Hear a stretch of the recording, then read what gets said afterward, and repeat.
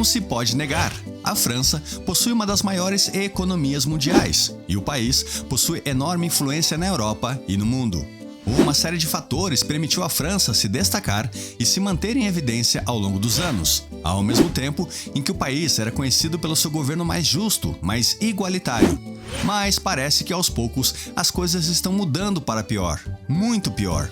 A economia francesa está estagnada, a população já não anda mais tão feliz assim. E agora, com a mudança de composição do governo francês, muitos já estão decretando que 2024 é o ano do início do fim da França. Você gosta da França? Gosta dos franceses, do croissant? Ah, fala sério, quem não gosta de croissant?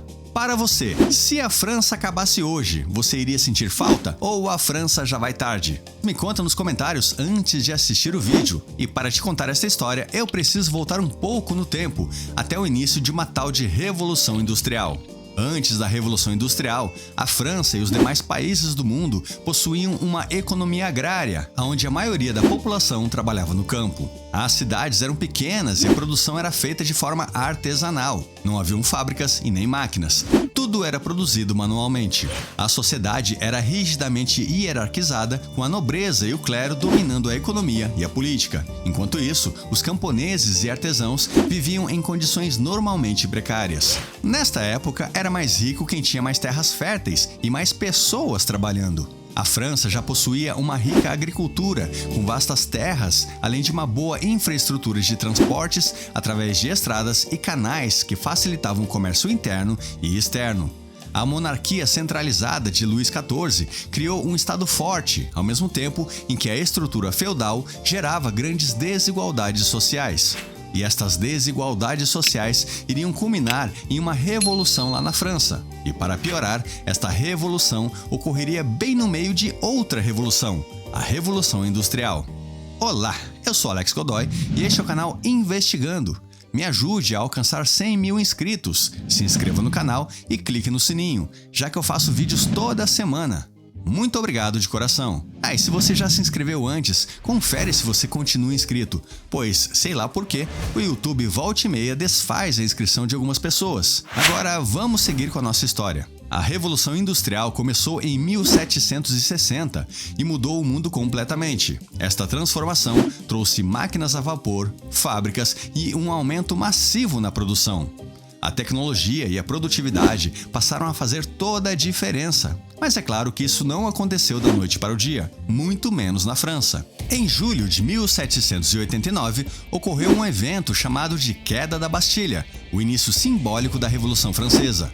A queda da Bastilha representou o fim da monarquia e a ascensão do poder popular. Mas a Revolução Francesa também causou a lentidão da Revolução Industrial lá na França.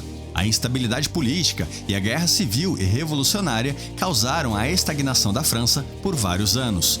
Muitas fábricas foram fechadas ou destruídas, a crise econômica e financeira causada pela guerra civil afetou a economia e, com tudo isso, a França sofreu de uma enorme fuga de mentes, ou fuga de cérebros, onde a nobreza e muitas pessoas com conhecimentos industriais e em engenharia fugiram do país. E tudo isso foi péssimo para a França. Mesmo nos anos posteriores à Revolução Francesa, a forte estrutura agrária e a relutância em abandonar os métodos tradicionais de produção continuaram segurando o freio de mão francês rumo ao processo de industrialização. Mesmo assim, depois de alguns anos, a França finalmente abraçou a industrialização. E o país viu um crescimento econômico gradativo, porém constante, com o desenvolvimento de indústrias têxteis, siderúrgicas e ferrovias.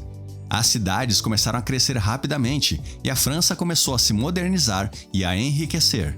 A Revolução Francesa teve uma influência profunda nos governos posteriores do país, especialmente pelos ideais de igualdade, liberdade e fraternidade.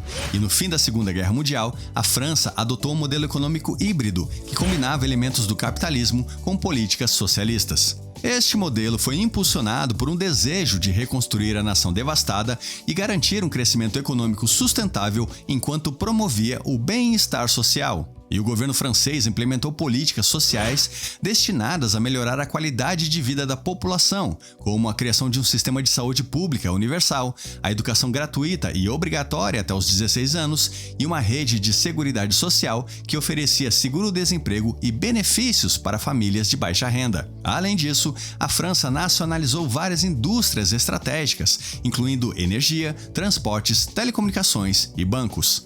E, por incrível que pareça, as políticas socialistas na França não impediram o crescimento econômico do país. Pelo contrário, a França experimentou um dos períodos de maior crescimento da sua história, conhecido como os 30 Anos Gloriosos, entre 1945 e 1975. Durante este período, o PIB da França cresceu substancialmente, a sua infraestrutura foi modernizada e a industrialização avançou rapidamente.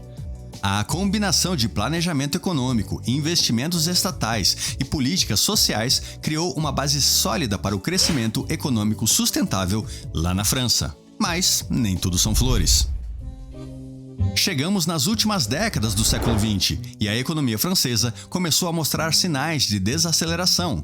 Vários fatores internos e externos contribuíram para esta mudança no ritmo do crescimento, e a economia francesa começou a ficar, digamos, capenga. O que dizem é que o socialismo exacerbado começou a cobrar o seu preço. Por exemplo, as leis trabalhistas na França são uma das mais protetoras do mundo, garantindo segurança e benefícios aos trabalhadores ao mesmo tempo em que gera altos custos para contratação e manutenção. Isso resultou em altas taxas de desemprego no país, que se mantiveram em média 9% nas últimas décadas, um número alto para o continente. Além disso, a França possui um alto custo de produção, e já que os encargos sociais também são altos, é muito mais caro produzir na França do que em outros países com custos menores. Por causa destes e de outros fatores, como o excesso de funcionários estatais nos últimos anos, a produtividade do trabalho na França tem crescido a um ritmo muito mais lento do que em outras economias avançadas, como os Estados Unidos ou a Alemanha. E muitos dizem que a baixa produtividade dos funcionários franceses também é causada pelo excesso de empresas estatais. Será que isso é verdade? Será que todo funcionário público trabalha devagar, quase voltando? Eu acho que não é bem assim. Mas e você? O que você acha? Escreva nos comentários. Já a burocracia francesa é bem conhecida e se tornou sinônimo de ineficiência do país. Abrir uma empresa na França é para poucos, e tudo isso atrapalha na hora de acompanhar as mudanças econômicas globais, que são cada vez mais rápidas. Mas não bastasse tudo isso, a França também sofre com o envelhecimento da sua população. E se você acompanha aqui o canal Investigando, você já sabe o que uma população envelhecida causa em uma economia. Mas o pior vem agora. Nos últimos anos, a França tem enfrentado crescentes tensões sociais relacionadas à imigração. Estas tensões são o resultado de uma série de fatores econômicos, sociais e políticos que criaram um ambiente de polarização e de debate acirrado sobre a presença e o papel dos estrangeiros na sociedade francesa. A maioria dos imigrantes vem de antigas colônias francesas, como o Marrocos, e muitos, se não a maioria destes imigrantes, são muçulmanos, ou seja, que seguem o islamismo. Com o passar dos anos, ataques terroristas realizados por extremistas islâmicos na França aumentaram o medo da população em relação aos imigrantes muçulmanos. Isso levou a um aumento da retórica anti-imigração. Agora, quer saber realmente qual é a pior parte? Pense comigo, a população da França está envelhecendo, ao mesmo tempo, não estão nascendo novos franceses. Em 2023, a taxa de natalidade na França foi de 1,68 filhos por mulher, a taxa mais baixa desde a Segunda Guerra Mundial, e esta taxa ainda caiu 6,6% em relação ao ano de 2022. Não bastasse isso, a França incluiu na sua Constituição o direito ao aborto. Logo, nós podemos concluir que, aos poucos, a população da França está sendo substituída pelos imigrantes, e a sua maioria é muçulmana. É importante lembrar que o islamismo permite que o muçulmano se case com até 4 esposas. Logo, se cada muçulmano tiver apenas um filho com cada esposa, em poucos anos, toda a população francesa será substituída por muçulmanos. Claro que este é um exemplo bem dramático e bem genérico. Digo, será? A revista National Geographic chegou a fazer uma edição com a seguinte capa: Os Novos Europeus, mostrando como a onda de imigração está mudando a cara de toda a Europa, especialmente da França. E tem mais, os muçulmanos possuem uma religião muito bem definida, eles não negociam os valores da sua fé e nem aceitam os dogmas de outras religiões. Em outras palavras, eles não se misturam. Dito isso, parece que com estes componentes, fica claro que em alguns anos a França vai se tornar algo completamente diferente do que ela é atualmente. E como desgraça pouco é besteira, neste mês de julho ocorreu as eleições para o parlamento francês. E o partido que conquistou mais cadeiras no parlamento foi uma coalizão de partidos de extrema esquerda, chamado de Nova Frente Popular. Esta coalizão defende políticas para a redução das restrições nas fronteiras francesas, além de promoverem o acesso de imigrantes aos serviços públicos de educação e de saúde no país. Logo, ao que parece, nos próximos anos, a França vai facilitar ainda mais a imigração no seu país. E se os analistas estiverem certos, em poucas gerações a França não será mais um país de franceses. A cultura, os hábitos e a língua francesa poderão dar lugar a uma nova sociedade. Bom, se isso vai acontecer ou não, só saberemos daqui a poucos anos. Quem viver verá. Mas afinal, será que você vai sentir falta da França e dos franceses? Ou melhor assim? Obrigado pela sua atenção, eu te vejo em outro vídeo do canal Investigando, que está aparecendo agora aí na sua tela. Um grande abraço, valeu e tchau!